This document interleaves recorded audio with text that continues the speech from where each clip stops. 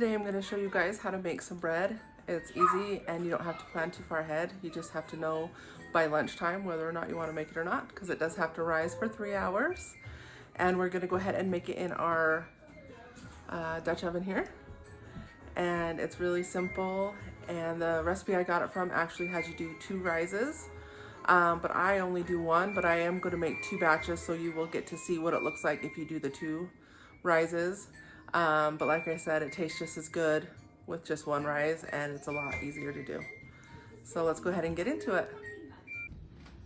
So for this bread, we're going to go ahead and start with 4.5 cups of plain flour. Just all purpose.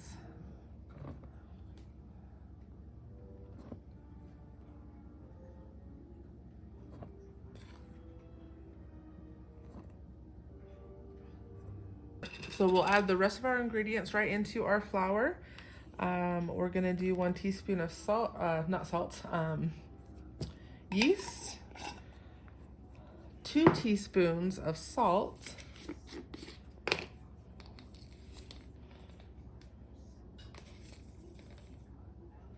any kind of salt that you like. And then once you have your flour, salt, and yeast, do 1 tablespoon of sugar, and then give that a really good mix. All right, and then once that's all mixed up, you're gonna go ahead and add 2¼ cup of hot water, just faucet hot. You don't have to boil it or anything, but just really warm hot water.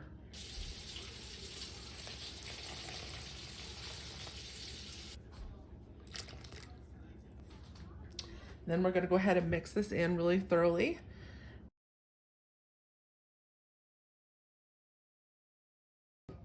And as you can see, I'm kind of stirring it so that we rotate it so that the bottom, there's flour in the bottom that won't get incorporated if you don't scrape it every now and then flip the ball over.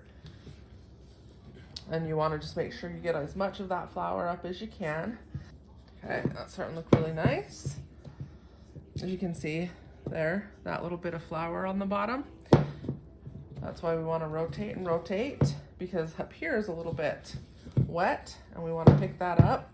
The dough is still going to be wet and kind of sticky, but that's okay because you're just going to be dumping it on a parchment paper to rise in your Dutch oven. So it's okay if it's a little sticky, but we just want to get that flour all incorporated before we do so. As you can see, I've just got a piece of parchment paper in my Dutch oven. And we're going to just take our dough straight out of here, make sure and scrape it all together. And then we're just going to let it plop right down into our Dutch oven.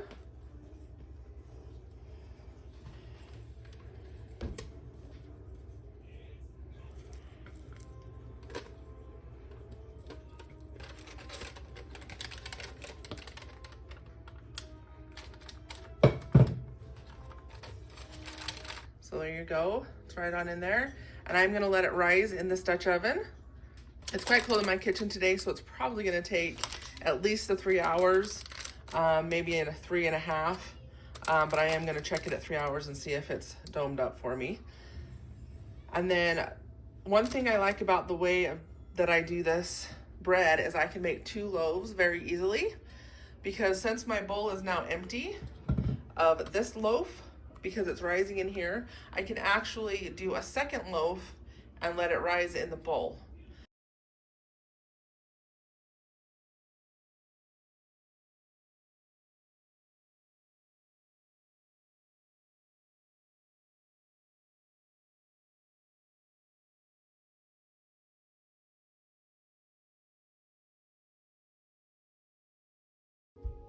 Now, you can cover this with plastic wrap once you've got both your loaves going, but I prefer to cover mine with a damp cloth.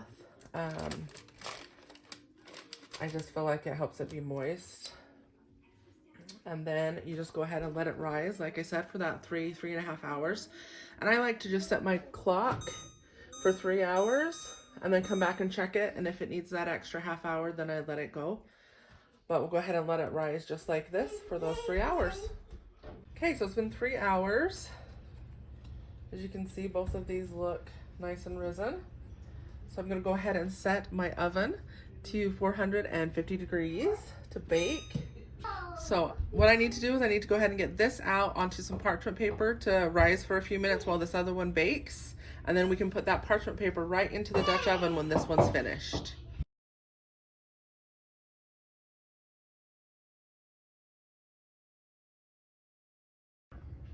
So this one gets to rise for another half an hour or so. And I'm just gonna go ahead and put our towel back on there and let that rest. And then this one, because we're just sticking it right in the oven, only has to do one rise. You wanna go ahead and put your lid on. And then it's ready to go right in.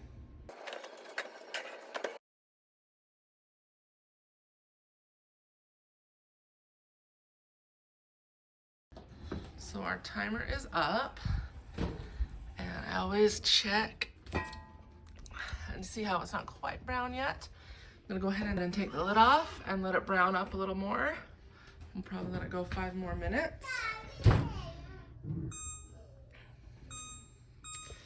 Take a look at our other loaf, and it's rising back up really nicely.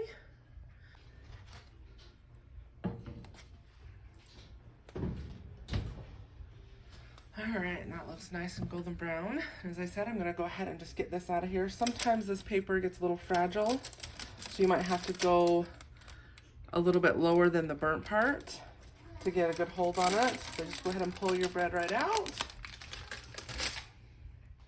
And then I'm gonna drop my second loaf in. And again, I just use that parchment paper to lift it up. Drop it in.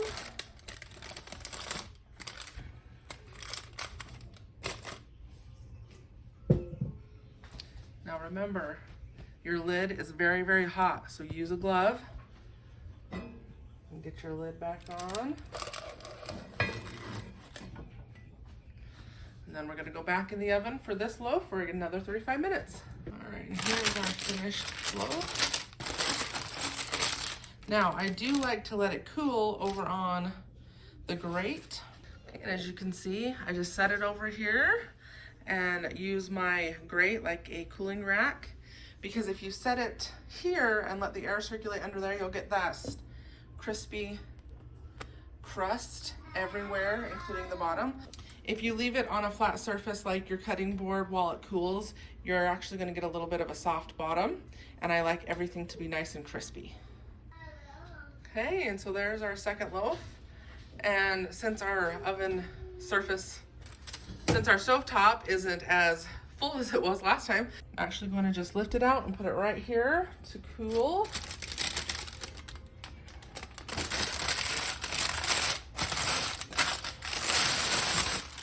It's very hot.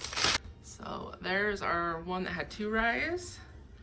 And this is the one that just had 1. So you can see it's a little bit flatter on the top, but I think that's probably just because when I put it in, the Dutch oven was cold, and this one, the Dutch oven was warm. But they are pretty much exactly the same, and you get to skip a step with this one.